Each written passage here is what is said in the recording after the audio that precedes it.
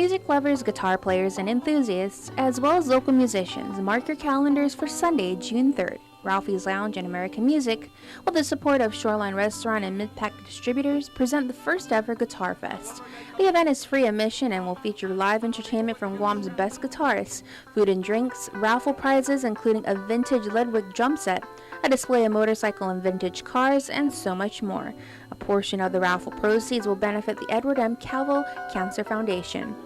Over the weekend, I had the honor of being in the presence of guitar greatness. I was able to sit in on a jam session with some of the island's oldest and youngest guitar players. They all gathered to sit down and talk about how they found their passion for music and what people could expect from Guitar Fest.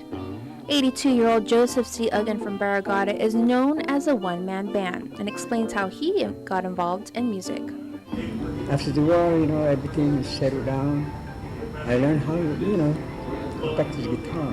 In school too, we studied music and we involved guitar too. So after that, I'm interested. Guitars are always, at home, I play so they chase me out because I'm making too much noise. Aguon in 1948, after learning how to pick, he formed a band. For 32 years, he played 7 nights a week. One night, the band had a gig in Assen, and Aguon and drummer Greg Moffness were the only members to show up.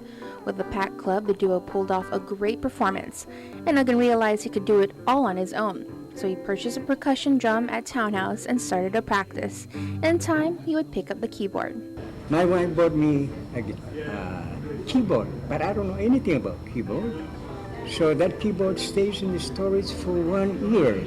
Finally, I studied keyboard, then I started singing. Today, I still have the one-man band. I'm playing the 2 keyboard, guitar, and I sing too. Former judge Pete Siguenza started playing when his father taught him how to play the ukulele back in the late 50s. I had some neighbors who we also learned how to play ukulele at the same time. These were the Mecharegs, and they became a very good band here on island, and I've been playing ever since, off and on. Although armed with the harmonica, Siguenza is primarily a guitar player. I'm primarily a rhythm guitar player, but everybody plays rhythm guitar, and and also you have to carry your own stuff.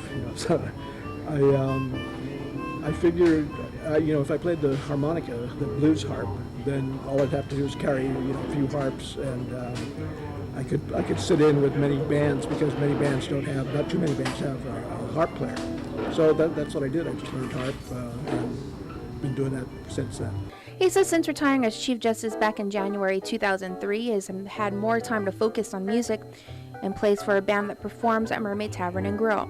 As for what advice Siguenza offers and what he thinks about the talent we have on the island, just continue to keep practicing, and there is a lot of good talent out here on island. So the younger people, I'm just amazed at how good they are.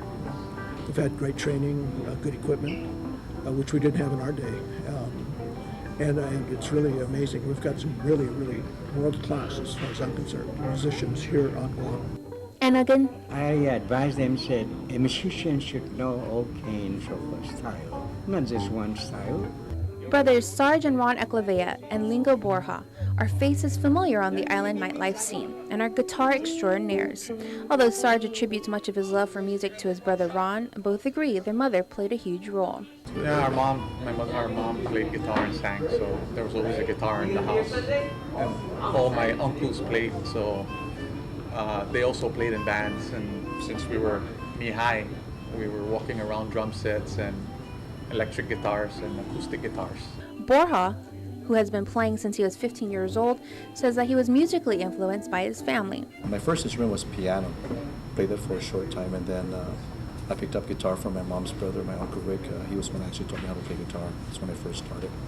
After that, started playing, like I said, when I was 15, working on weekends playing in the bands already. So I was a working musician back then. When talking about the local music scene, the three were very vocal. The music industry has really changed dramatically. I mean, I can see now a little bit of the trend to go to larger bands. You know, it's not really there yet, maybe in the hotels, but typically if you're over 4 or 5 piece, you know, it's hard to get gigs right now. Yeah, it's very less diversified to the scene. Before you had a lot of different types of bands, dance bands, blues bands, and rock bands. A lot of rock bands. I hope that comes back, but it's not saying it's bad, but there's mostly reggae and not as much diversity as it used to. I hope that changes. A lot of musicians in Guam for a small island. Very talented musicians. And I really like to see that because I get entertained. They all agree that the current generation has it easy because of accessibility to the internet and online tutorials. For us growing up, learning music, I mean, we had to rough it out. We had to either take the cassette or take the record and, just keep on, just trying to go back and forth. We don't have the luxury at the time, of course, of the internet, YouTube. Yeah. I mean, YouTube, you can just go in there and there's the artist himself showing the parts and how to play those parts. Borja looks forward to the upcoming Guitar Fest and hopes it is a jumpstart to engaging the island's music community. I hope it's a start. I hope it's a beginning for promoting music with the local talent in Guam, because for such a small island, we have very talented individuals, and definitely would like to pass on what we have to our experience of that. Ron is also excited about the event to see the caliber of young talent Guam possesses. It's incredible. I mean, they've got, you can see, the energy and in the drive to learn music is so much more diverse and so much more bigger now. Part of that young caliber of talent is 22-year-old Jonathan Rivera, who said his love for guitar all started in high school. I would ride the bus to Skinner's Plaza, and I would see people playing guitar all around the area. I didn't know how to play at all, but I heard them singing a lot of the songs I liked, the local genres, and even some of the more subtle genres. And I thought to myself, one day I want to be able to do that on my own.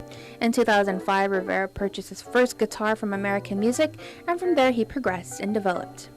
Another rising talent is 13-year-old Mateo Mortera, who has music in his blood. My parents and my dad's brothers, his family they're full of musicians, so I just picked it up from him. He influenced me. And Ron Eclavea realized Mortera's talent and assisted him with getting a music scholarship at Mount Carmel Catholic School. From there, his progression skyrocketed. Mortera and Rivera had the opportunity to jam with some of the older generation, and both say the Guitar Fest is a worthwhile event. I think it's a good idea for younger generations so that music could live on, especially through guitars, to just support the music. And I think it's nice that they could be introduced into whatever the experience is and see how great it has been from older generations. I think this is a great opportunity for people of definitely every age range, but I'm looking most forward to people around my age range, if there will be any, to express their favorite music style. I know to each his own, right? Everybody has a style they like to play, and everybody has the genre in which they like to experiment and try it on their own. That includes me. This will be a good opportunity for me to get my sound out, but it's not just about me. I'm definitely willing to see what people from every generation has to show. If you honestly love music and you could want to pick something up, then you should definitely come down and see what older generations of people that are playing have to say about it, see if it'll get you to play. This will be inspiring for both players and non-players, and first and foremost, this is taking place at Ralphy's, so you gotta check it out and come over. I'm looking forward to seeing all the instruments and talking to people about their instruments and jamming, playing. It's going to be a lot of fun. Once again, Guitar Fest takes place on Sunday, June 3rd at Ralphy's Lounge from 12 p.m. to 6 p.m.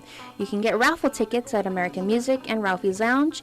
And for more information, you can check out Ralphy's Lounge on Facebook or call 472-5749 or 647-6895.